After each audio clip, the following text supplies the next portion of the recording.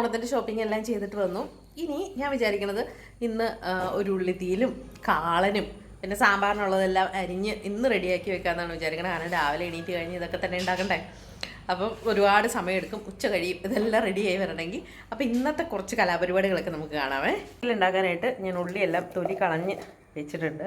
ഇനി ഇത് നമുക്കൊന്ന് അരിഞ്ഞെടുക്കാം.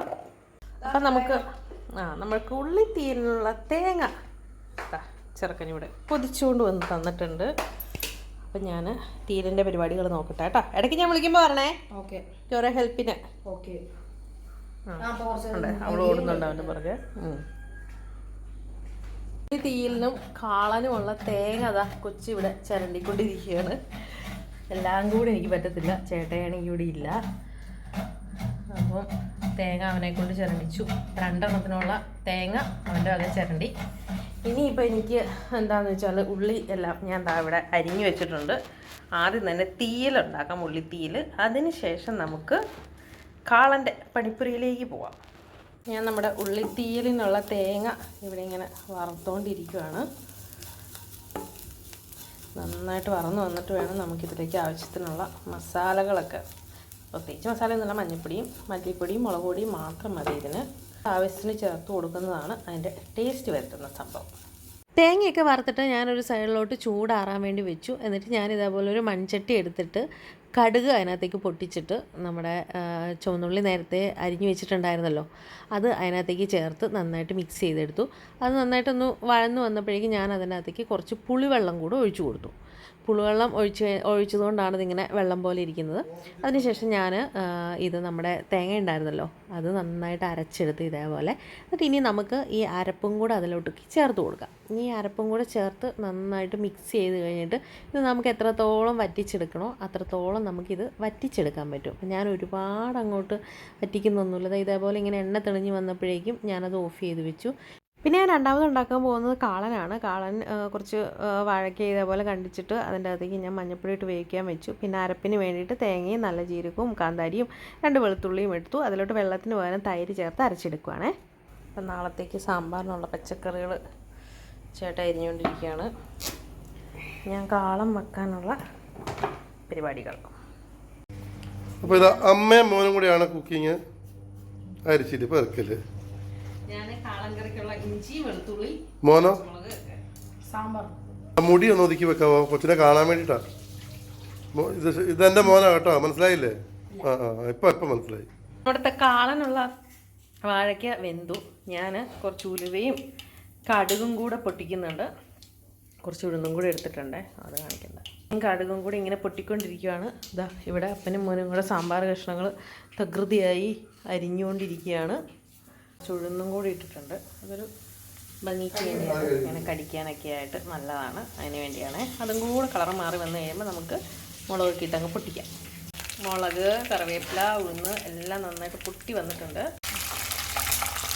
ഒരു 4 പച്ചമുളക് വളരെ കാര്യമായിട്ട് പൊട്ടിത്തെറിക്കുന്നുണ്ട്. കയ്യിൽ തെറിച്ച് മറിക്കേ.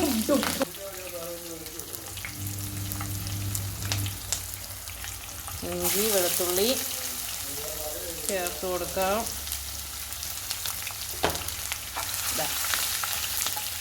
ഇതിൻ്റെ അങ്ങ് പച്ചമണം മാറി കഴിയുമ്പോൾ നമുക്ക് സവാള ചേർത്ത് കൊടുക്കാം. ഇത് ഞാൻ എൻ്റെ ഒരു റെസിപ്പിയാണ് കേട്ടോ. പണ്ട് ഞാൻ വീട്ടിൽ അമ്മ ഉണ്ടാക്കി തന്ന ആ ഒരു ഓർമ്മയിൽ ഉണ്ടാക്കുന്ന എൻ്റെ സ്വന്തം റെസിപ്പിയാണ്.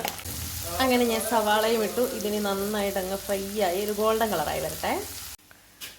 കൊള്ളത്തരം കാണിച്ചുകൊണ്ട് ഇവിടെ ഇരിക്കുവാണേ. ഇത് നോക്കുന്നുണ്ടോ?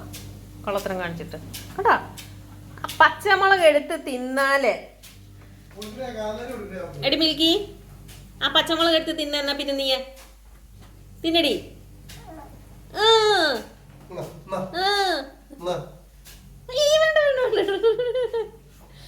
പൊന്നു മോളെ, അതെ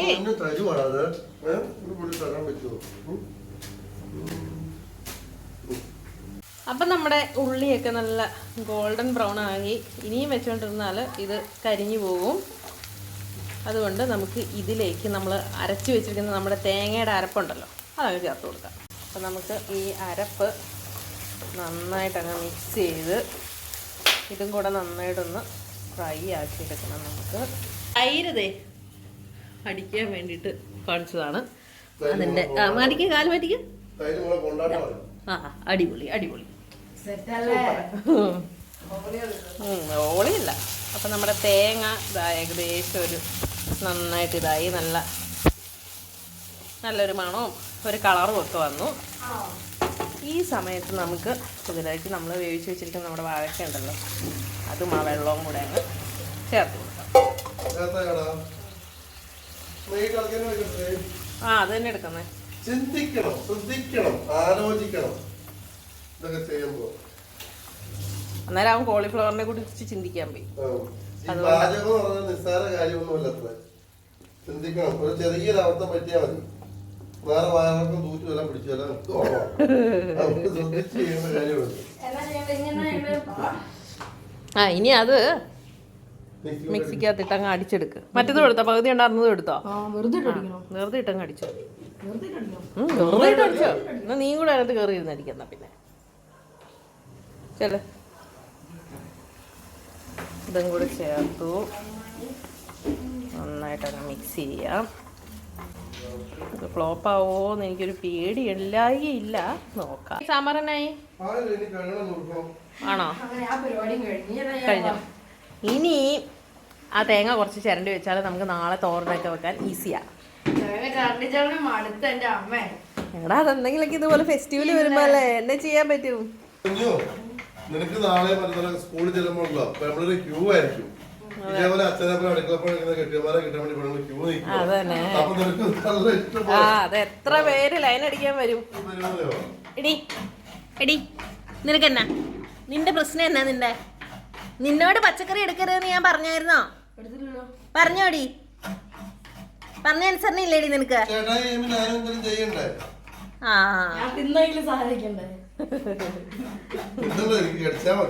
കളറൊക്കെ കണ്ടിട്ട് അവർക്ക് സഹിക്കണില്ല മത്തങ്ങയുടെ തക്കാളിയുടെ ഒക്കെ.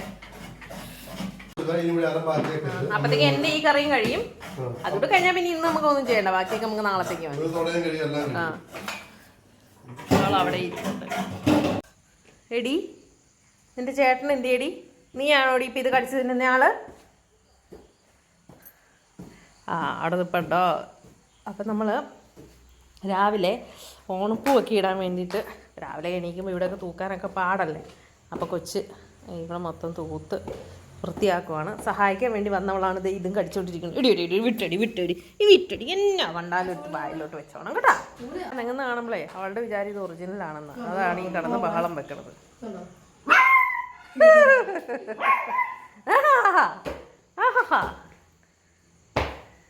ഞാനപ്പോൾ അകത്തേക്ക് ചെല്ലട്ടെ. കുറുക്കുകാളം വെച്ചത് ചിലപ്പം അടി പിടിക്കാൻ സാധ്യതയുണ്ട്. ഒരുപാട് വായത് നോക്കി നിന്നാൽ അതിലേക്ക് നമ്മൾ എന്താ അടിച്ചു വെച്ചിരിക്കുന്ന തൈരുണ്ടല്ലോ, അതും കൂടെ അങ്ങ് ചേർത്ത് കൊടുക്കാം.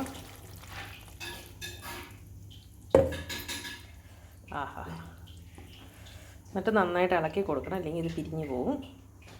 അപ്പം നമ്മുടെ കാളൻ എന്താ ഇച്ചിരോടെ ഒന്ന് വറ്റിച്ചെടുക്കാൻ വേണ്ടിയിട്ട് ഞാൻ വെച്ചേക്കുവാണ്. കുറുക്കുകാളനാണ് ഉദ്ദേശിച്ചത്, പക്ഷെ ഇച്ചിരി വെള്ളം കൂടിപ്പോയി.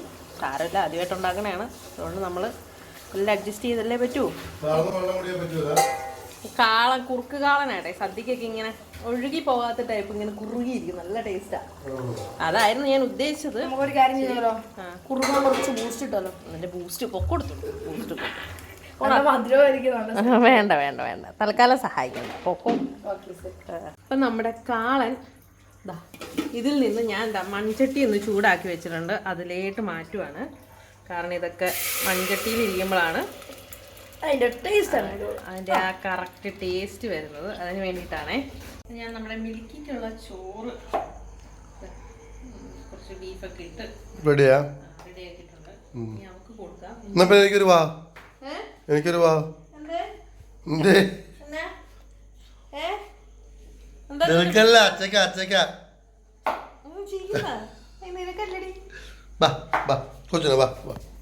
കൊച്ചിലാന്നേ, കൊച്ചല്ല ബാന്നേ. അയ്യടി കൊതിച്ചി കാട്ട്.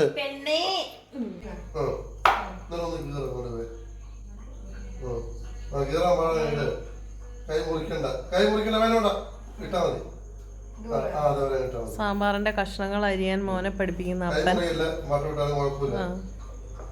തീരാനായോ? എന്നിട്ട് ഇങ്ങനെ തിരിച്ചു മുറിക്കണം ആദ്യം മുറിക്കേ. എടാ എല്ലാം അതിൻ്റെ നടുക്ക് മുറിക്കണം മോനെ, ഞാൻ നേരത്തെ പറഞ്ഞില്ലേ. നമ്മുടെ അത്യാവശ്യം പണികളൊക്കെ കഴിഞ്ഞു, എല്ലാം ഒന്ന് ഒതുക്കി വെച്ചിട്ടുണ്ട്. അപ്പം നമ്മുടെ ഉത്രാടം ഇത്രയേ ഉള്ളൂ.